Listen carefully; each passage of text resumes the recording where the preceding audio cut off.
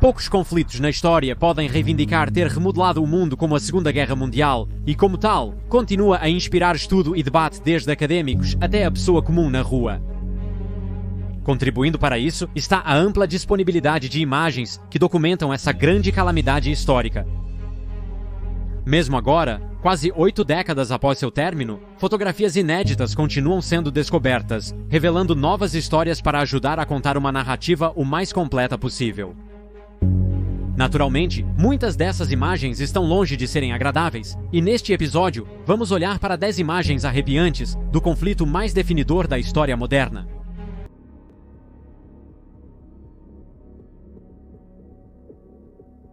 Embora Adolf Hitler possa ser um dos nomes mais odiados da história, poucos historiadores negariam sua habilidade em capturar a atenção de uma audiência.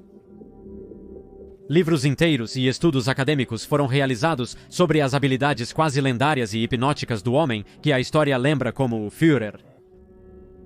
Sua energia, seus maneirismos, sua voz, tudo parecia conspirar para seduzir uma audiência a cair sob seu feitiço, e foi essa habilidade de atrair as massas que foi uma das chaves para a ascensão do Partido Nazista ao poder na década de 30. Quando Hitler falava, um conceito predominava: o destino alemão. Com a recaptura de território perdido na Grande Guerra e a invasão da Polônia, em 1º de setembro de 1939, Hitler assumiu o centro do palco no Reichstag, sede do governo alemão, para entregar sua mensagem sobre os próximos passos rumo a esse destino. Este é Hitler no primeiro dia da guerra.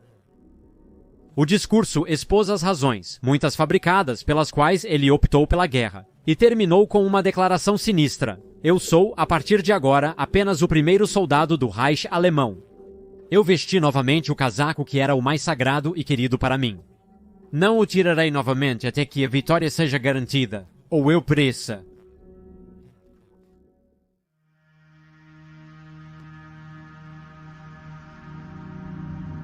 Para uma nova família, esperar o nascimento de um filho pode ser um momento ansioso, especialmente para os pais de Neville Mooney. Enquanto esperavam por Neville fazer sua aparição, o mundo no qual ele estava nascendo estava se deteriorando rapidamente. Na manhã de domingo, 3 de setembro de 1939, ele foi recebido nos braços de seus pais. Sendo o primeiro bebê nascido em Londres, no dia em que a cidade enfrentaria a tempestade que se aproximava, fez dele o primeiro bebê da cidade da guerra. Às 11h15, o primeiro-ministro britânico Neville Chamberlain anunciou em uma transmissão de 5 minutos no Home Service que, como Hitler não havia respondido às exigências britânicas para deixar a Polônia, este país está em guerra com a Alemanha. Chamberlain disse que a falha em evitar a guerra foi um golpe pessoal amargo e que não achava que poderia ter feito mais. Porém, a história continua a julgá-lo severamente. Enquanto isso, o jovem Neville Mooney encontrou seus primeiros dias de vida marcados pelo medo dos adultos ao seu redor de que a Alemanha lançaria armas de gás nas cidades britânicas, e assim máscaras de gás em pequenas bolsas se tornaram parte do traje normal. Contudo, era quase impossível colocar uma máscara de gás nos rostinhos de bebês e crianças muito pequenas. Assim, surgiram alternativas, como berços que filtravam o ar do gás venenoso antes de chegar ao bebê, e grandes dispositivos tipo sacos para os pais levarem seus bebês para fora com mais tranquilidade, como o que o pequeno Neville está usando aqui. No final, apesar do medo real de um ataque a gás, nem a Alemanha nem os aliados ocidentais usaram tais armas. O uso de gás pela Alemanha na frente ocidental da Grande Guerra abriu as portas para todos os lados utilizarem essa arma mortal contra as forças inimigas. Assim, notou-se logo que, se a Alemanha nazista criasse gás como arma, isso permitiria aos aliados fazerem o mesmo. Nos tratados de limitação de armas dos anos 20 que visavam prevenir outra grande guerra, as armas de gás foram uma das que as nações do mundo buscaram proibir. Porém, fabricantes químicos dos Estados Unidos da América, Reino Unido, Canadá e Alemanha colaboraram no desenvolvimento de pesticidas industriais, cientes de seu potencial bélico. A potência das armas de ambos os lados significava que a ameaça de usá-las era contrabalançada pela ameaça de retaliação. No entanto, na guerra pela China, o Japão Imperial tinha poucas dessas reservas.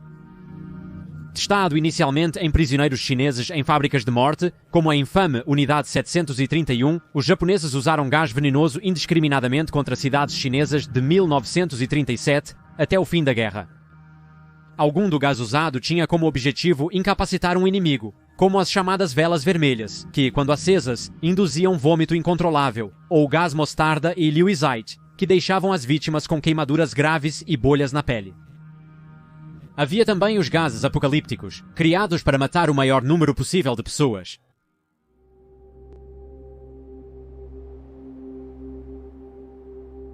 O momento de parar o coração quando uma força de bombardeiros americanos começa seu bombardeio do inimigo abaixo, um B-17 com sua tripulação de 11 homens se desvia para o caminho das bombas lançadas por outro B-17, voando mais alto.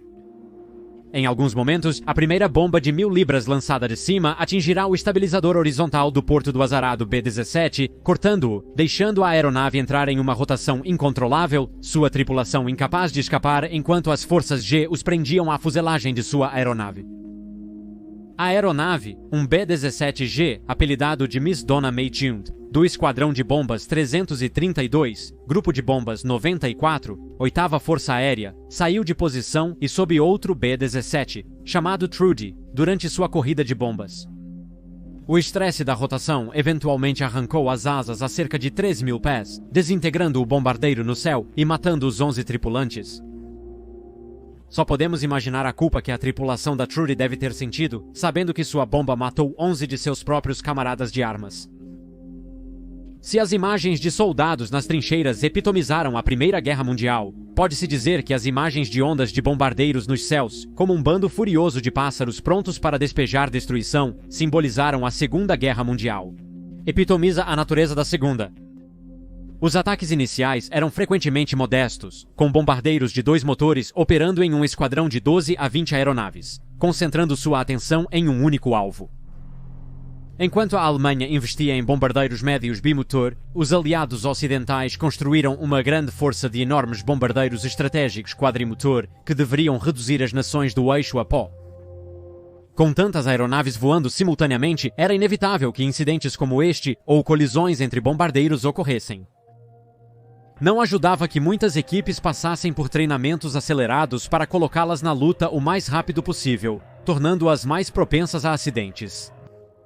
A 8ª Força Aérea sozinha perdeu mais de 2.100 aeronaves em acidentes e incidentes não diretamente atribuídos à ação inimiga.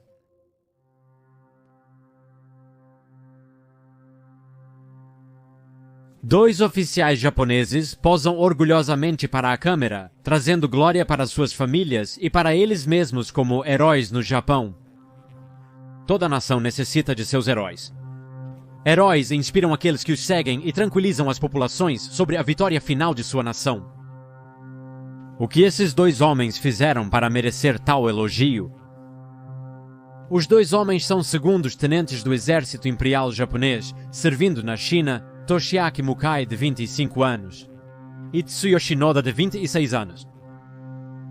Embora a maioria das contas históricas ocidentais da Segunda Guerra Mundial ainda marque o início do conflito, como a invasão de Hitler à Polônia em 1º de setembro, muitos historiadores asiáticos, particularmente na China, veem de maneira diferente, citando a invasão japonesa à Manchúria em 1931 como o verdadeiro início da Segunda Guerra Mundial.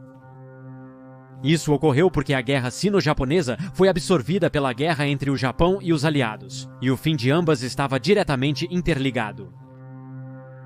As fotos dos dois oficiais foram tiradas em 1937 após o exército japonês capturar Nanjing, então capital da China.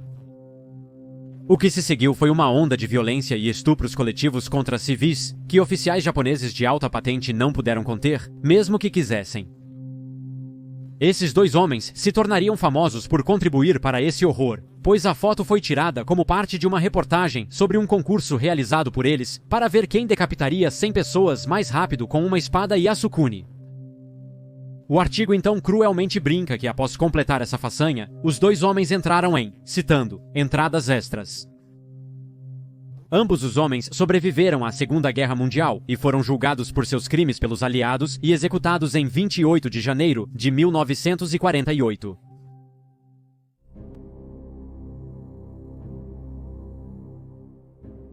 Durante os pogroms de 1941 em Lvov, Ucrânia, após a invasão alemã, uma mulher judia é cercada por uma multidão enfurecida. Seus olhos aterrorizados imploram por misericórdia a quem segura a câmera. Nas horas anteriores, ela testemunhou amigos e familiares sendo arrancados de suas casas, espancados e mortos, e sabe o que está por vir.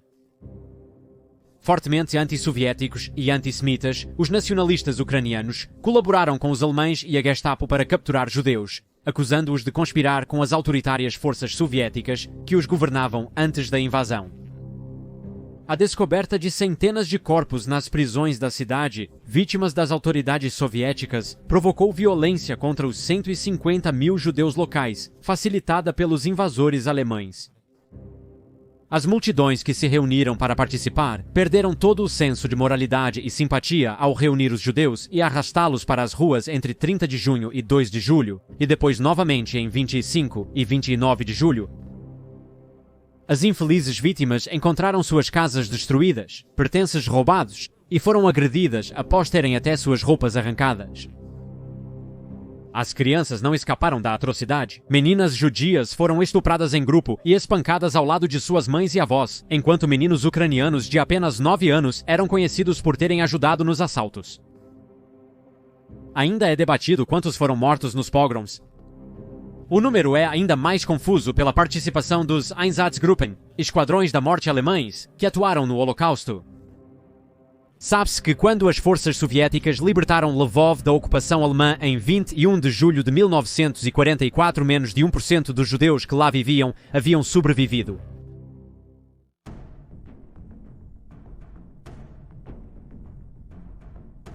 Um navio aliado é engolido por uma torre de água quando o torpedo do submarino alemão que o perseguia atinge seu casco.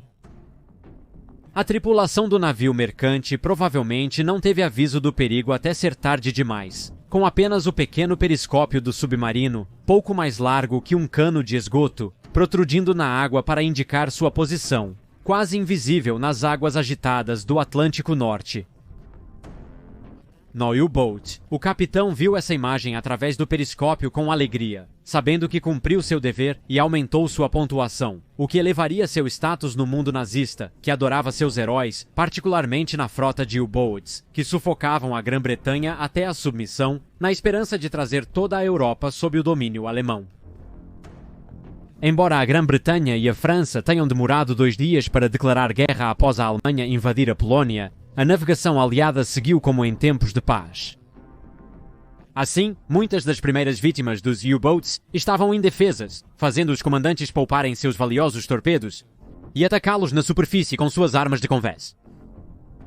A Marinha Real Britânica e as Marinhas Reais Canadenses não possuíam navios suficientes para proteger todas as travessias, mesmo em comboios, e suas forças aéreas não estavam bem preparadas para suprir as lacunas. Os submarinos alemães, então, mancharam os mares de preto e vermelho com óleo e sangue derramados, quase estrangulando a Grã-Bretanha até a morte. Winston Churchill admitiria depois que a ameaça dos submarinos foi a única coisa que realmente o assustou durante a guerra. Contudo, os aliados aprenderam rapidamente. As forças aéreas passaram a receber aeronaves com maior alcance, armamento aprimorado e radar para caçar submarinos na superfície até à noite. As marinhas aliadas também receberam novos navios de guerra, dispositivos de detecção submarina como o Detection and Ranging Anti-Submarine e armas anti-submarino, como o Hedgehog, que disparava cargas explosivas na localização de um suposto U-Boat. Nas últimas etapas da guerra, mesmo com os submarinos mais avançados sendo construídos, a maré havia mudado. No final de 1944, nenhum capitão de U-Boat perderia tempo fotografando alvos enquanto os afundava, pois logo o caçador se tornaria a caça, tentando desesperadamente evitar uma força de escolta cada vez mais tenaz.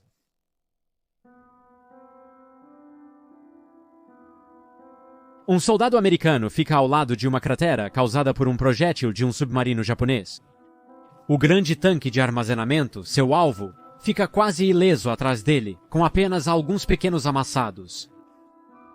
Não é difícil imaginar o que poderia ter acontecido se o projétil caísse apenas alguns metros mais perto. Quando Hitler marchou para a Polônia, os Estados Unidos da América escolheram ficar fora do combate, como havia feito mais de 20 anos antes, quando o Kaiser fez praticamente o mesmo. Os Estados Unidos da América adotaram uma política similar com o Japão e a crise crescente na Ásia.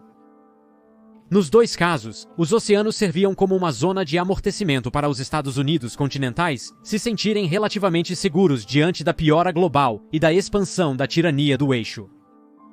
Quando o Japão percebeu que sua expansão levaria a um conflito com a América, lançou seu audacioso ataque contra Pearl Harbor. O ataque chocou profundamente o povo americano, que temia uma invasão de aviões japoneses em cidades dos Estados Unidos da América. O continente americano foi poupado dos bombardeios vistos na Europa e na Ásia. Não estava, como muitas vezes se acredita erroneamente, livre de ataques diretos. Às 9 horas da manhã do dia 23 de fevereiro de 1942, o presidente Franklin Roosevelt se dirigia à nação no rádio durante um de seus bate-papos à beira da lareira. O submarino japonês Pemmido-17, sob o comando do comandante Nishino Kozo, emergiu na costa da Califórnia, a oeste da cidade de Goleta. Usando seu canhão de convés de 14 centímetros, o Hiero-17 bombardeou as instalações de refino à beira-mar dos campos de petróleo de Elwood por cerca de 20 minutos. A precisão japonesa era ruim. Além do dano ao oleoduto, um projétil atravessou um pier de madeira na base de uma torre de perfuração e explodiu em uma casa de bombas. O ataque falhou em seus objetivos, mas aterrorizou os americanos. O continente dos Estados Unidos da América não era atacado por uma potência estrangeira desde a Guerra de 1812 com os britânicos. O Mi-17 parecia ter se aproximado da costa da Califórnia sem ser desafiado, levantando sérias questões sobre a segurança nacional. Portanto, o impacto psicológico do ataque superou em muito seu impacto material contra a refinaria.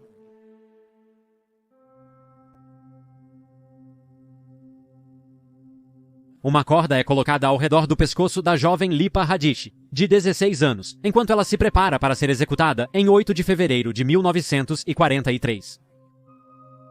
Apesar de jovem, Radić pegou em armas com os partisãs iugoslavos contra os alemães e seus colaboradores fascistas, após ela e sua família serem presos por serem conhecidos comunistas. Servindo nas forças comunistas de Josip Tito e lutando contra os alemães, ela frequentemente enfrentava os partisãs que apoiavam a monarquia iugoslava, enquanto Tito buscava estabelecer uma Iugoslávia livre sob a bandeira do comunismo. Radić foi capturada durante uma grande operação dos alemães contra as forças de Tito no início de 1943. O combate se mostrou sangrento, mas no final, os alemães falharam em derrotar os partisãs de Tito, que continuaram travando sua guerra de revolução e liberdade. Em sua tenra idade, acreditava-se que ela poderia ser coagida a entregar os nomes daqueles com quem havia lutado. Embora a tradução exata do que ela supostamente disse aos seus captores varie um pouco de fonte para fonte, geralmente concorda-se que ela respondeu com palavras ao efeito de, citação, "Meus camaradas darão seus nomes quando vingarem minha morte." Fim da citação. Suas palavras selaram seu destino como mártir, mas também decretaram sua sentença de morte. Após a guerra, a Iugoslávia comunista de Tito a homenageou póstumamente com a Ordem do Herói do Povo.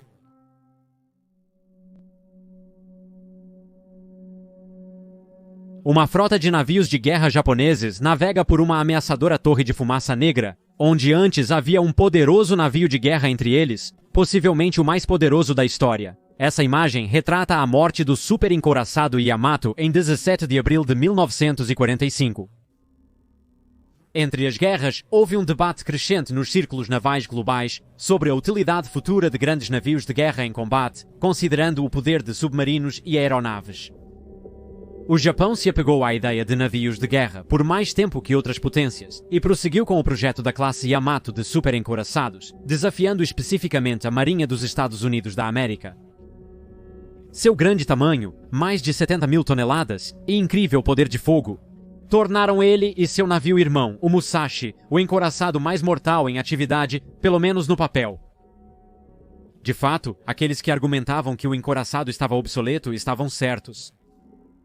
Apesar de serem motivo de orgulho para os japoneses, ambos os navios tiveram carreiras insípidas, sem chance de demonstrar seu potencial como concebidos. Musashi foi destruído e atacado pelos Estados Unidos da América, aviões na Batalha do Golfo de Leyte em 24 de outubro de 1944. No ano seguinte, a marinha japonesa foi sangrada até a morte, conforme as marinhas aliadas reunidas contra ela começaram a dominar o Pacífico.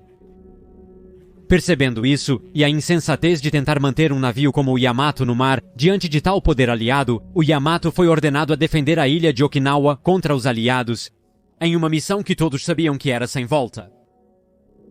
O navio foi ordenado a encalhar e usar seu poder de fogo para repelir os ataques dos Estados Unidos da América até que, inevitavelmente, sucumbisse ao poder aéreo americano.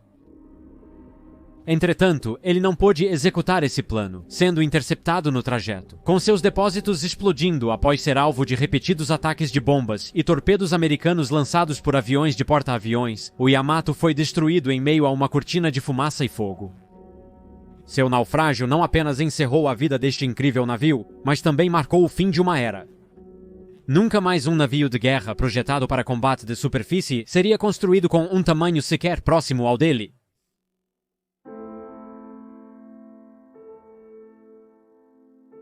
Sentado no meio das ruínas devastadas de uma vez grande cidade, estão os pináculos gêmeos da Catedral de Colônia, que apesar da devastação, ainda se erguem para o céu. Colônia, terceira maior cidade da Alemanha, foi um dos principais alvos dos bombardeios dos aliados, visando derrotar o Terceiro Reich de Hitler. Os fiéis podem ter visto a catedral de pé como um conforto de que Deus ainda existia, apesar dos horrores infligidos a eles. Essa crença foi terrivelmente equivocada, pois a imagem distinta da catedral foi usada pelas equipes de bombardeio dos aliados para encontrar seus alvos e lançar suas bombas devastadoras.